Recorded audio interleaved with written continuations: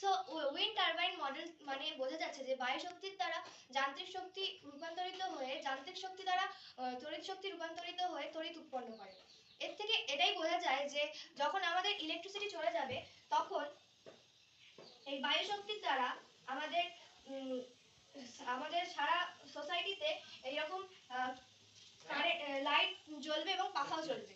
আর এর সুবিধা হলো সীমিত জীবাশ্ম জ্বালানির বিপরীতে বায়ুশক্তি অক্ষয়। বায়ুশক্তি একটি অপরিসীম পুনর্বিকিরণ যোগ্য সম্পদ। যতক্ষণ সূর্য জ্বলতে থাকবে ততক্ষণ পৃথিবী ঘুরতে থাকবে এবং ততক্ষণই বাতাসটা বইবে।